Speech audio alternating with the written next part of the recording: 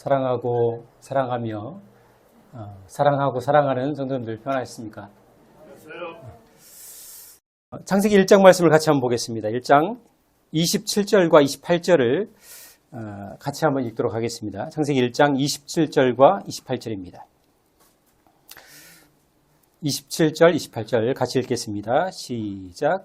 하나님이 자기 형상, 곧 하나님의 형상대로 사람을 창조하시되 남자와 여자를 창조하시고 하나님이 그들에게 복을 주시며 하나님이 그들에게 이르시되 생육하고 번성하여 땅에 충만하라.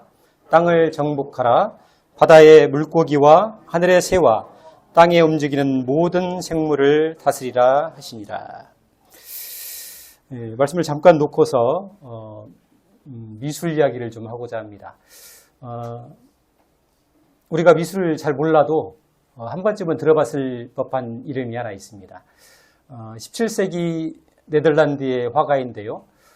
이 화가를 가리켜서 우리가 보통 빛의 화가라고 이야기합니다. 누구일까요? 그렇습니다. 렘브란트. 빛의 화가 렘브란트. 잘은 모르지만 하여튼 빛의 화가라고 해서 한 번쯤은 들어봤을 이름 같습니다. 이 렘브란트가 실력이 출중했던 것 같습니다.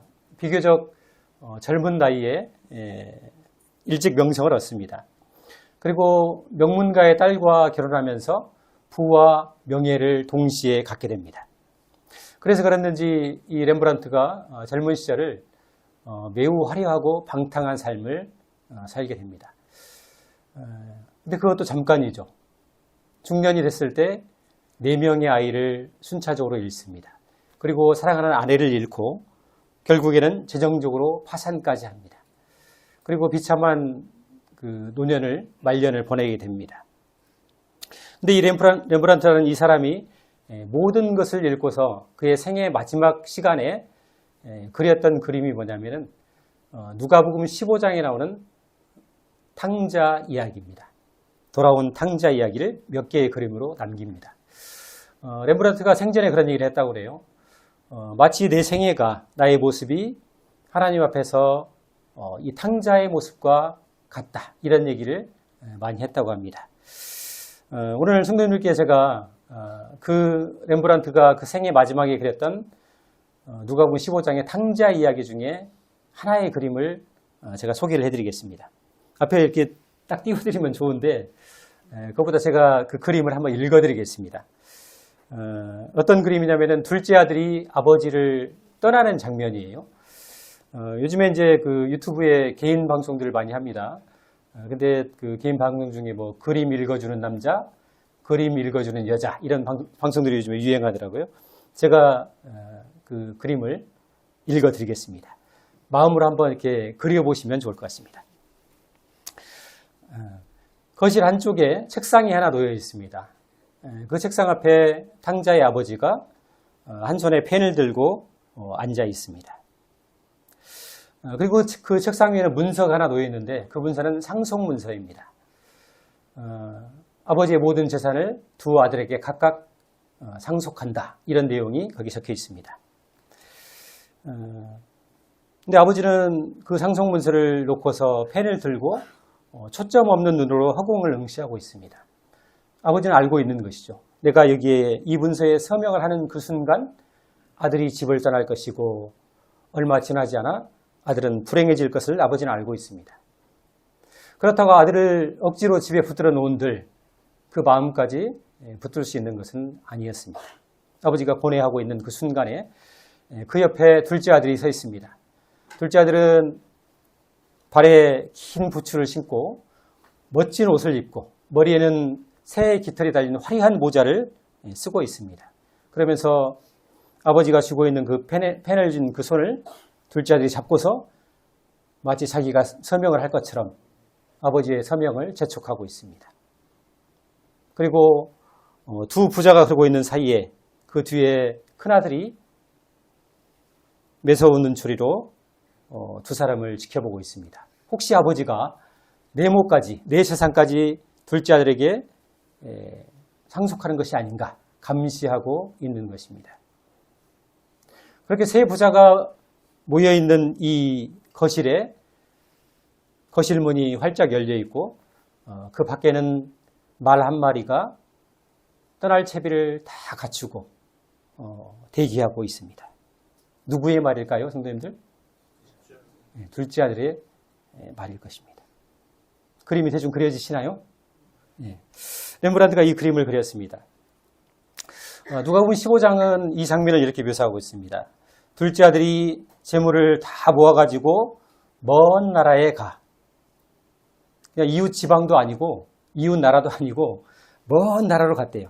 거기서 허랑방탕하여 그 재산을 낭비하더니 다 없앤 후 그 나라에 크게 흉년이 들어 그가 비로소 궁핍한지라. 저는 이 말씀 읽으면서 감사했어요. 왜냐하면 허랑방탕하여 재산을 다 없앤 후 사회복지가 잘 되어서 둘째 아들을 먹여 살렸다 이렇게 하면 스토리가 안 맞아요. 근데 하나님께서 그 나라에 크게 흉년이 들게 하셨다. 이런 놈은 고생 좀 해야죠. 둘째 아들의 재물을, 아버지의 재물을 다 모아가지고 먼 나라에 갔습니다. 그리고 허랑방탕하여 그 재산을 다 탕진했다고, 없애버렸다고 성경은 기록하고 있습니다. 돈이란 것이 모으기는 어려워도 쓰는 데는 금방이죠. 둘째 아들이 돈이 있을 때는 아버지를 생각을 했을까요? 아버지가 전혀 기억나지 않았을 것입니다. 근데 성경은 이렇게 말합니다. 모든 것을 잃고 비로소 궁핍할 때에 아버지를 생각했다. 모든 것을 잃고 비참해졌을 때 비로소 아버지가 생각이 나는 것입니다. 이에 일어나 아버지께로 돌아가니라. 강자가 그 가장 인생에서 잘한 일이 그것이죠. 아버지께로 돌아갔다. 아직도 거리가 먼데 아버지가 그를 보고 측은히 여겨 달려가 목을 안고 입을 맞추니. 성도님들, 그 둘째 아들과 아버지 사이에서 누가 서로를 먼저 알아봤습니까? 아버지죠. 아직도 거리가 먼데 아버지가 그를 보았다. 이렇게 얘기하고 있습니다. 아버지는 노인일 것입니다. 눈도 침침하고 시력도 좋지 않습니다. 그럼에도 불구하고 아버지가 아들을 먼저 알아봅니다. 아버지는 아들의 동작 하나하나, 걸음걸이 하나하나, 아들의 모습 하나하나가 영혼에 새겨진 사람입니다. 운동의 날 운동장에 수백 명의 아이들이 있어도 아버지는 금방 아들을 찾아냅니다. 그것이 아버지입니다. 왜냐하면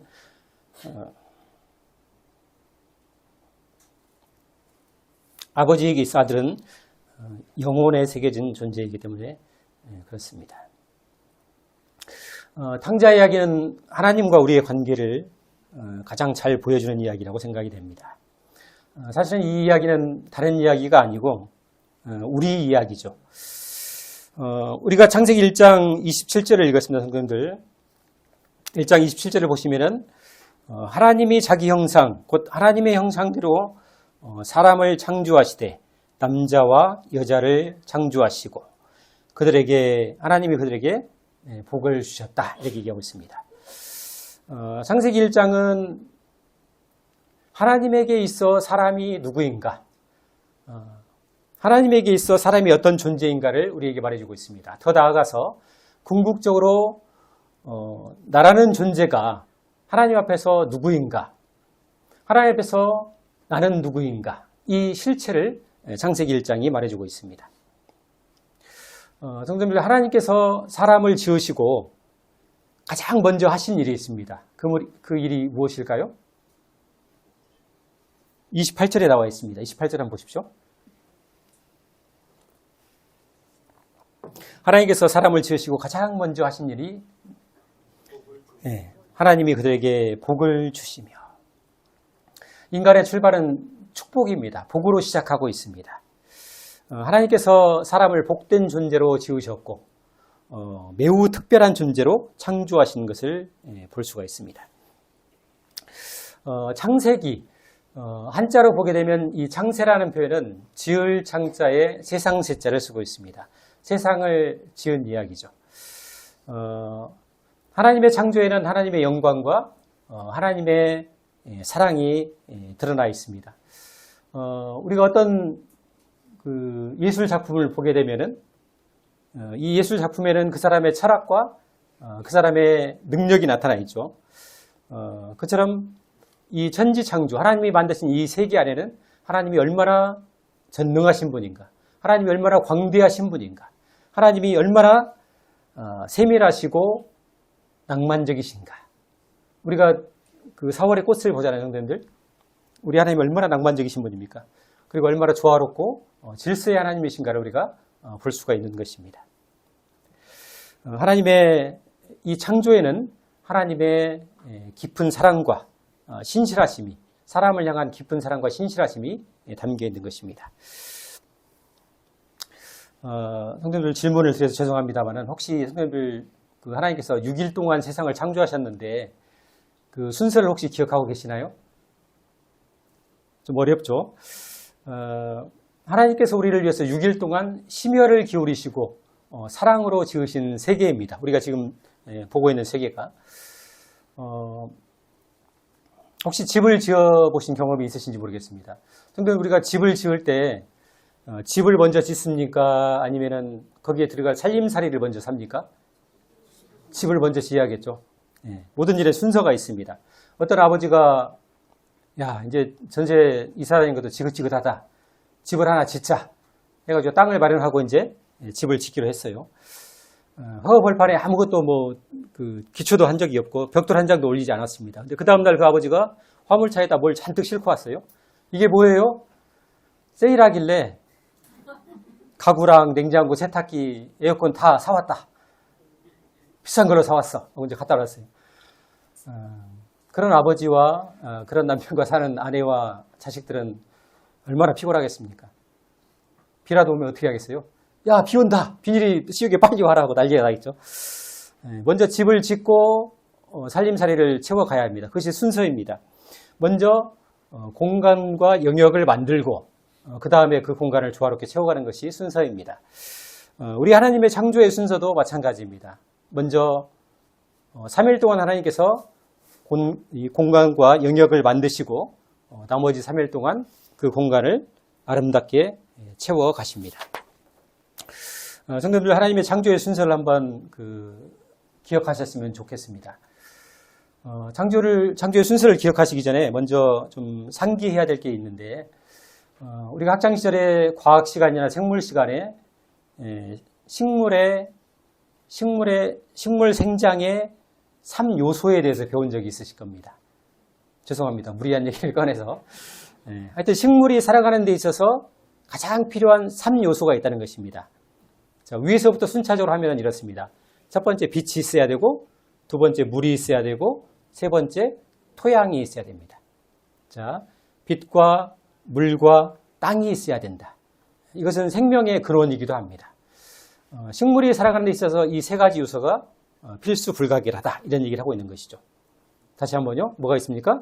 빛과 물과 토양, 땅 세 가지입니다. 자, 이제 여기가 선생님 첫째 날입니다.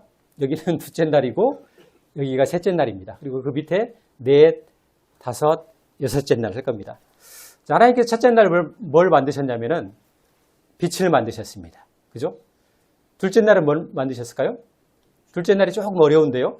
둘째 날은 이렇게 생각하시면 됩니다. 하나님께서 궁창을 만드시고 바다를 만드셨습니다. 두 개의 커다란 영역을 만드신 겁니다. 공간을. 자, 궁창이라고 하면은 하늘 궁자에다가 푸를 창자입니다. 우리말로 얘기하면 푸른 하늘, 우리 대기권 하늘을 얘기하는 것입니다. 궁창을 만드시고 바다를 만드셨습니다. 그리고 하나님께서 뭐라고 하셨냐면 궁창 위의 물과 궁창 아래의 물, 즉 바닷물을 얘기하는 것이죠. 둘째 날 창조의 핵심은 물입니다. 선생님들. 다시 한번요. 하나님께서 하늘과 바다를 만드셨다. 그리고 거기에 물을 두셨다. 이렇게 이해하시면 됩니다. 셋째 날은 뭘 만드셨냐면은 땅을 만드셨습니다. 자, 선생님들 아까 우리 식물 생장의 3요소 기억하시죠? 빛과 물과 토양. 자, 이제 식물이 생존할 수 있는 기본이 갖춰졌습니다.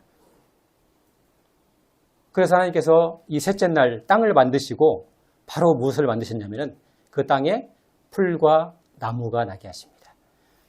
자, 다시 한번 할게요. 하나님 빛을 만드셨고 둘째 날 하늘과 바다를 만드셨습니다. 각각 물을 두셨습니다. 셋째 날 땅을 만드시고 식물이 생장할 수 있는 3요소가 갖춰졌어요. 그러자마자 어떻게 하십니까? 풀과 나무가 나게 하십니다. 다 끝났습니다.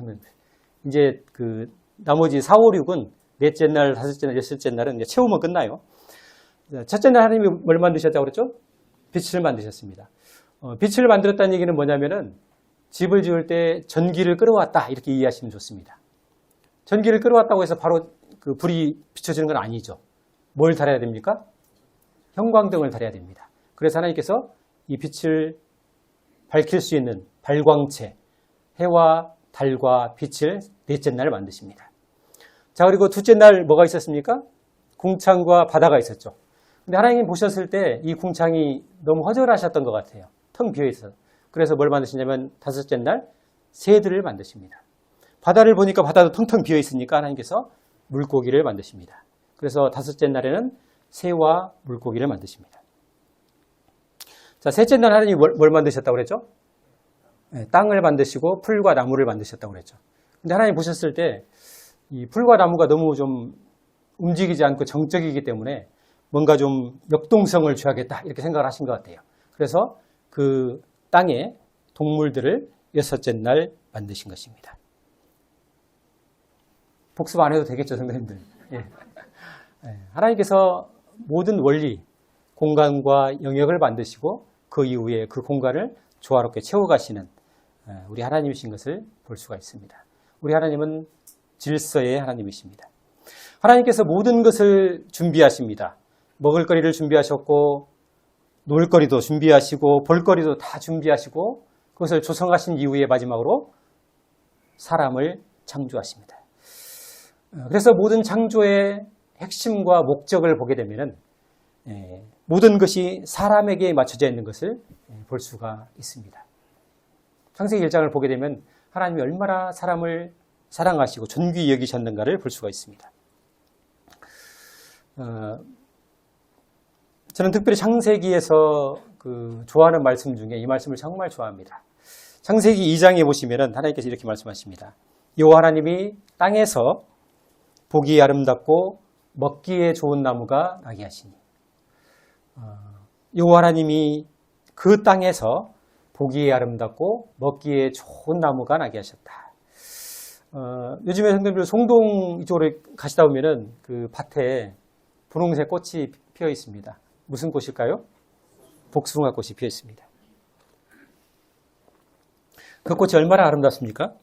옛날 우리 조상들은 그 꽃을 너무 아름다워서 이렇게 시로 노래했죠. 복숭아 꽃을 우리가 도화라고 해죠. 도화 뜬 맑은 물에 산 그림자조차 잠겼다. 뭐 이런 시들을 썼는데 지금 그 아름다운 꽃들이 나중에 6월과 7월이 되면은 또 예쁜 빛깔에 한입 베어 불면은 그 말로 할 수 없는 우리 강학병이 지금 계신가 모르겠는데 하여튼 우리 또 그때 엄청 얻어먹겠죠. 맛있는 복숭아가 있을 것입니다. 보기에 아름답고 먹기에 좋은 나무가 나게 하나님이 하셨습니다.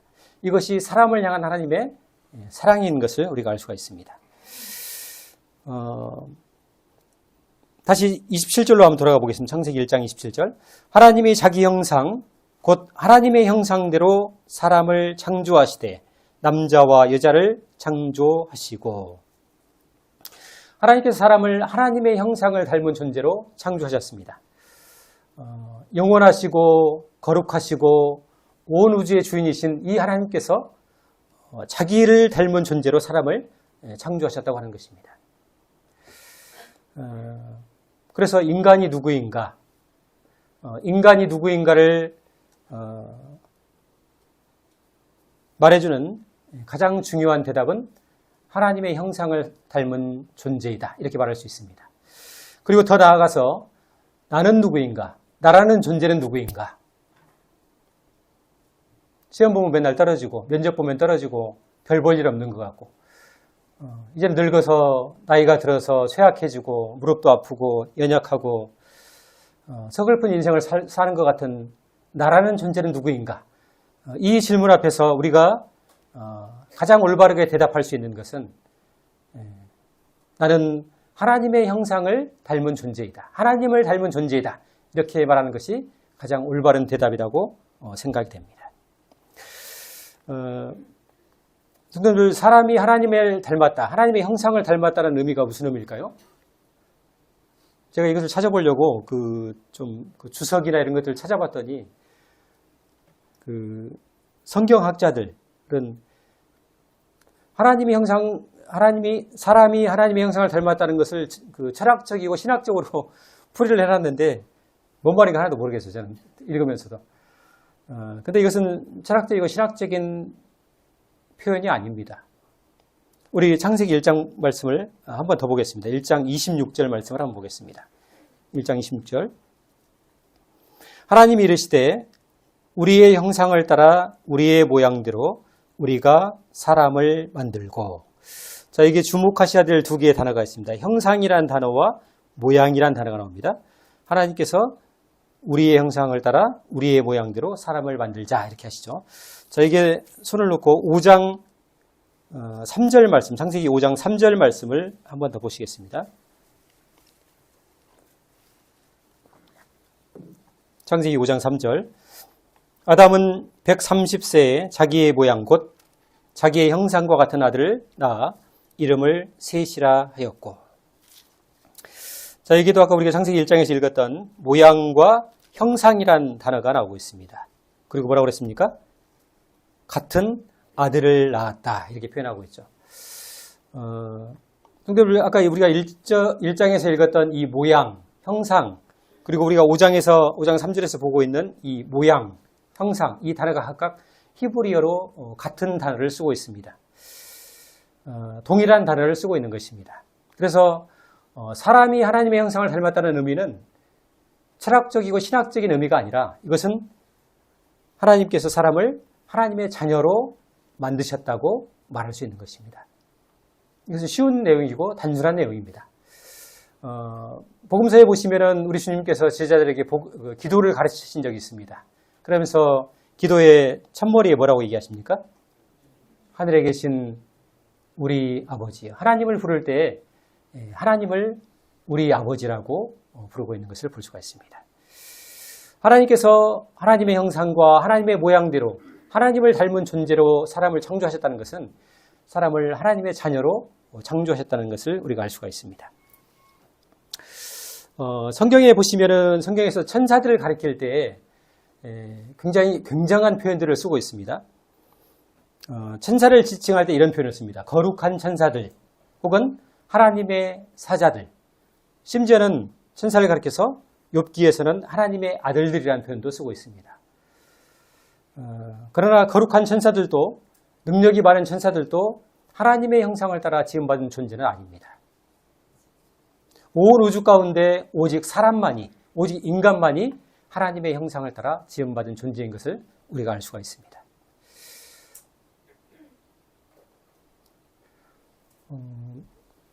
창세기를 보시면은 하나님께서 이 동물들을 창조하실 때 하나님께서 세세하게 기록을 별로 안 하십니다. 그냥 하나님께서 뭐라고 하시냐면은 각기 종류대로 창조하셨다 이렇게 표현되어 있습니다. 반면에 사람의 창조에 대해서는 하나님께 세세하게 기록하고 계시고 하나님의 형상을 따라 지은 존재다 이렇게 얘기하고 있습니다. 마치 이런 차이인 것 같아요. 큰 공장에서 하루에 막 몇천 개, 몇만 개씩 공장에서 막 그 상품으로 막 찍어내는 이 상품과 예술가가 혼신의 힘을 기울여서 자기 영혼을 불어넣어서 한 달 만에, 두 달 만에 겨우 만든 이 작품과의 차이인 것이죠. 상품과 작품은 엄연한 차이가 있는 것이죠. 그죠? 상품은 똑같은 것이 여러 가지만은 작품은 유일한 것, 하나일 수밖에 없는 것입니다. 우리가 에베소 2장 10절을 보게 되면은 이런 표현이 있습니다. 이런 말씀을 하십니다. 우리는 그의 만드신 바라. 이런 표현이 있습니다. 우리는 하나님의 만드신 바라. 이런 표현을 쓰고 있는데 그 표현을 헬라어 원어로 보게 되면은 이렇게 되어 있습니다. 만드신 바다. 이 표현이 포이에마라는 헬라어를 쓰고 있습니다. 근데 이 포이에마라는 뜻이 뭐냐면은 작품 혹은 더 나아가서는 걸작품 이라는 의미를 가지고 있습니다. 그래서 에베소 2장 10절을 다른 번역본에서는 이렇게 번역하고 있는 성경도 있습니다. 우리는 그의 만드신 바라. 이 표현을 우리는 하나님의 작품입니다. 이렇게 표현하고 있는 성경들도 있는 것을 볼 수가 있습니다.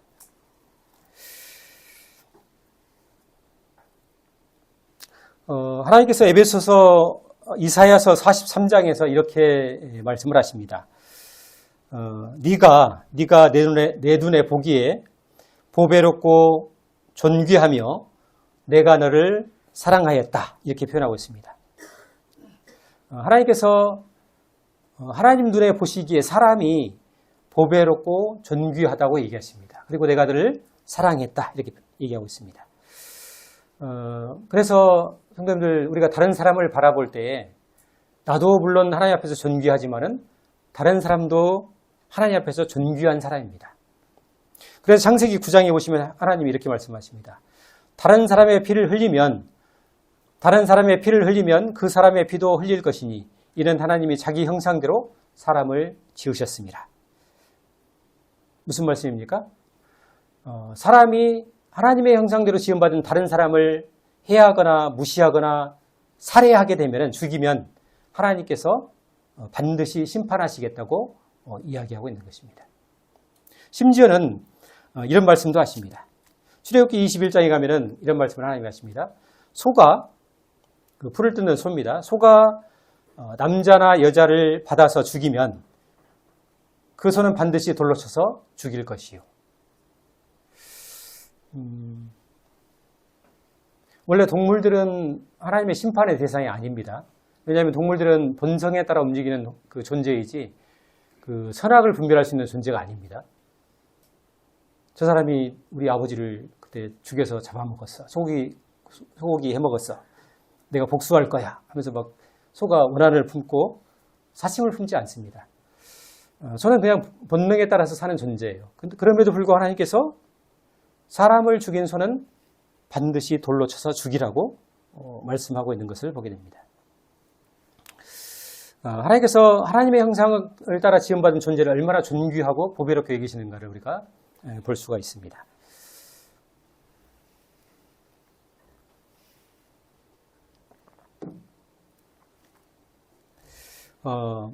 이거를 부탁이라고 해야 될지 당부라고 해야 될지 모르겠습니다.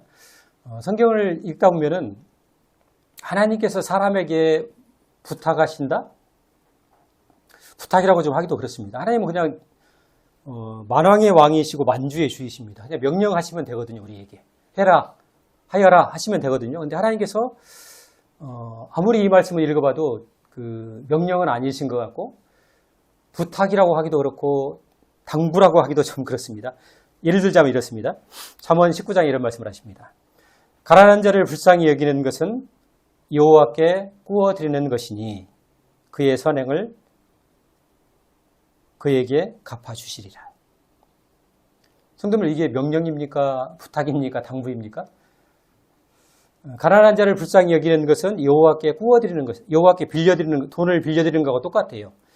그래서 하나님께서 그 선행을 그에게 갚아주시겠다 약속하십니다. 저는 그냥 부탁처럼 들립니다. 성도님들. 뭐가 맞는지는 모르겠는데 하나님이 사람에게 부탁하시는 것 같아요. 가난한 사람을 불쌍히 여기면은 하나님께서 반드시 갚아주시겠다.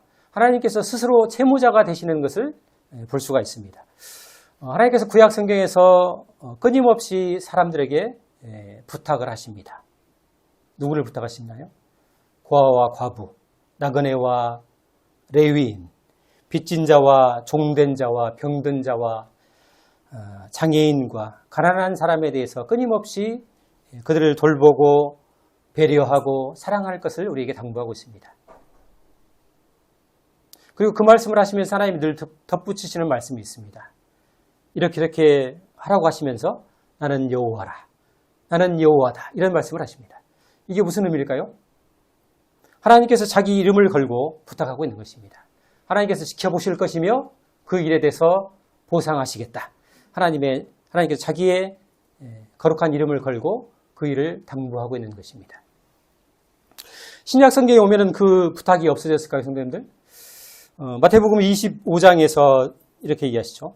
내가 진실로 너희에게 이르노니 너희가 여기 내 형제 중에 지극히 작은 자 하나에게 한 것이 곧 내게 한 것이다. 내가 진실로 너희에게 이르노니 이 지극히 작은 자 하나에게 하지 아니한 것이 곧 내게 하지 아니한 것이다. 성도님들, 지극히 작은 자 하나, 한 사람 누구일까요? 구약 성경에서 하나님이 부탁하셨던 그 사회적 약자들, 고아와 과부와 가난한 자, 병든 자, 장애인, 그들일 것입니다. 그들 역시 하나님의 형상으로 지음받은 하나님의 눈에 보배롭고 존귀한 자들이라고 하나님이 말씀하십니다. 그리고 하나님께서 그들을 동격으로, 자신과 동격으로 얘기하십니다. 그들에게 한 것이 내게 한 것이다. 그들에게 하지 아니한 것이 곧 내게 하지 아니한 것이다. 하나님 그렇게 말씀하십니다.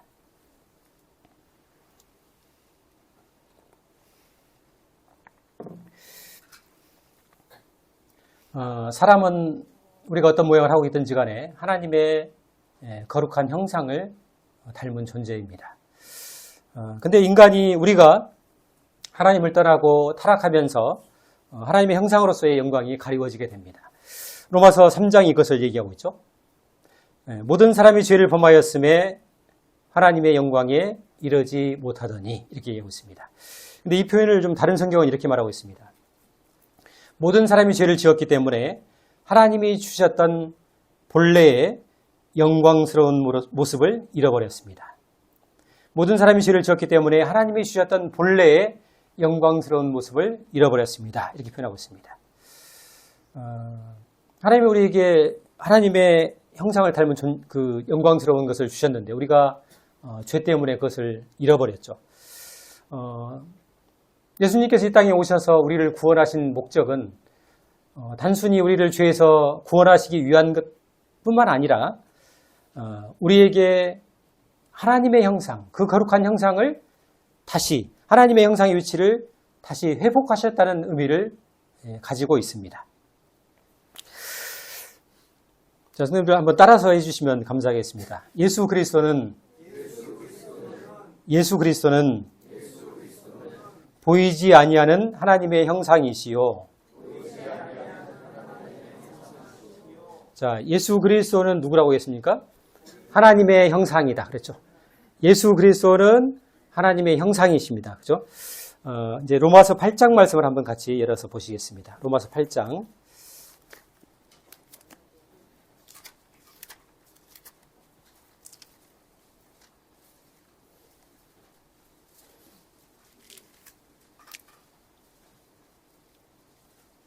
로마서 8장 29절을 같이 보시겠습니다.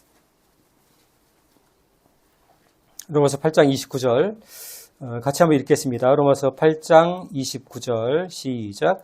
하나님이 미리 아신 자들을 또한 그 아들의 형상을 본받게 하기 위하여 미리 정하셨으니 이는 그로 많은 형제 중에서 맏아들이 되게 하려 하심이니라. 자, 선생님 앞서 우리가 골로새 1장에서 그 예수 그리스도는 누구라고 그랬습니까? 하나님의 형상이라고 그랬죠. 근데 로마서 8장 29절을 보니까 하나님이 미리 아신 자들을 그의 아들의 형상을 본받게 하기 위하여 미리 정하셨다 이렇게 표현하고 있습니다. 무슨 말씀일까요? 구원받은 성도에게 아들의 형상, 궁극적으로는 하나님의 형상이죠. 아들의 형상을 본받도록 미리 하나님께서 정해놓으셨다고 얘기를 하고 있습니다. 로마서 8장은 성도를 향한 하나님의 놀라운 계획을 우리에게 보여주고 있습니다. 하나님께서는 구원받은 성도가 아들의 형상, 다시 말해서 하나님의 형상을 그대로 닮아가도록 미리 정해놓으셨다고 얘기하고 있습니다. 너무 거창한가요, 성도님들? 내가 무슨 하나님의 형상을, 나 같은 사람이 무슨 하나님의 형상. 그런데 이것이 모든 성도를 향한 하나님의 계획이고 하나님의 목표라고 하는 것입니다. 우리 안에 하나님의 형상을 온전히 회복시키시고자 하는 것이 하나님의 계획이고 바람이라고 하는 것입니다. 그리고 이 계획을 위해서 하나님이 우리를 연단하시고 훈련하시고 때로는 고난 가운데 고난을 통과하도록 하십니다. 우리를 다듬고 순결한 자리로 나아가도록 하고 있는 것입니다. 다시 로마서 8장을 다시 한번 보시겠습니다. 8장 29절. 하나님이 미리 아신 자들, 성도들이죠. 또한 그 아들의 형상을 본받게 하기 위하여 미리 정하셨으니 이는 그로 많은 형제 중에서 맏아들이 되게 하려 하심이니라. 30절입니다. 또 미리 정하신 그들을 또한 부르시고 부르신 그들 또한 의롭다 하시고 의롭다 하신 그들을 또한 영화롭게 하셨느니라. 부르셨고 의롭게 하시고 영화롭게 하셨다고 얘기를 하고 있습니다. 영화, 화자가 빛날 화자입니다. 영광스럽고 빛나는 존재가 되게 하셨다는 것입니다. 근데 여기서 영화롭게 하실 것이라고 그랬습니까? 하셨다고 그랬습니까? 네, 과거 시제를 쓰고 있습니다. 하나님께서 이미 하나님 안에서 확고하게 결정된 사항이라는 것을 우리에게 보여주고 있습니다. 아직 우리가 영화의 단계에 이르지 못했습니다. 그럼에도 불구하고 하나님께서 반드시 하나님의 백성들을 영화로운 존재로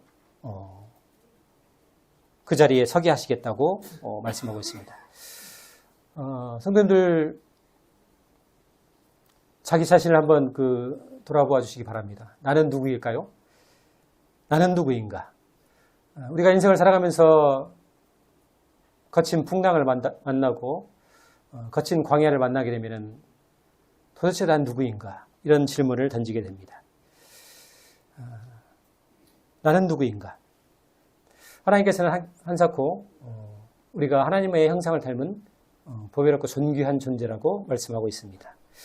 예수 그리스도 안에서 하나님 아들 되신 예수 그리스도 안에서 우리를 부르셨고 우리를 의롭다 하시고 우리를 영화롭게 하셨다고 하셨습니다. 이것이 온 우주의 주인이시고 온 우주의 왕이신 우리 하나님께서 하나님의 백성들, 성도에게 정하신 이 성도의 정체성인 것을 볼 수가 있습니다. 우리가 잠시 이 땅을 살게 됩니다. 70을 살 것이고 건강하면 80, 90을 살게 될 것입니다. 근데 그 세월도 사실 잠깐입니다. 잠시 내가 세상에 살면서 잠시 살 것입니다. 그리고 이 땅 사는 동안 하나님이 우리를 위해서 계획하시고 목표하시는 일이 무엇인가를 바라봤으면 좋겠습니다. 하나님이 우리 안에 하나님의 형상, 그 거룩한 형상을 두기를 원하십니다. 하나님을 닮은 존재, 하나님의 자녀로서 우리가 이 세상을 살기를 원하신다고 말씀하고 있습니다. 대단히 영광스럽고 감사할 일입니다.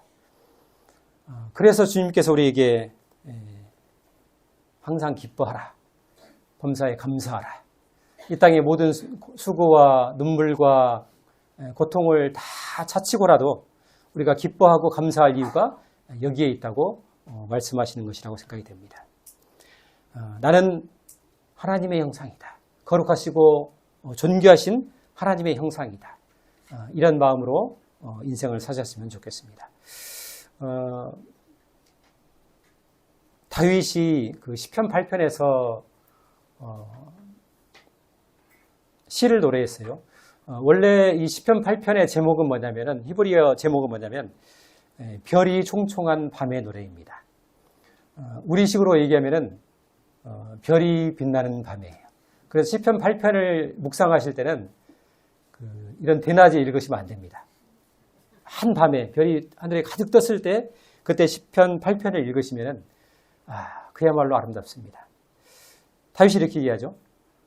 여호와 우리 주여, 사람이 무엇이기에 주께서 그를 생각하십니까?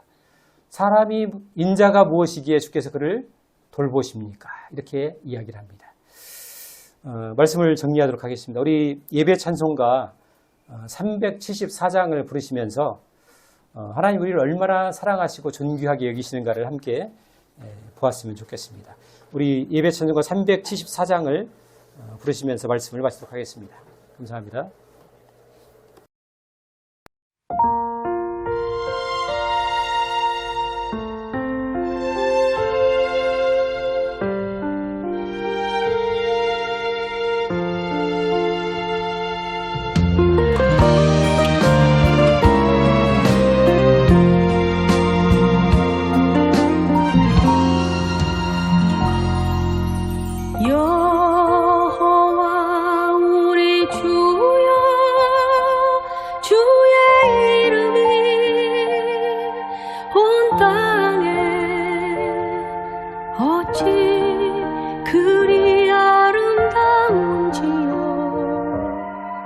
어찌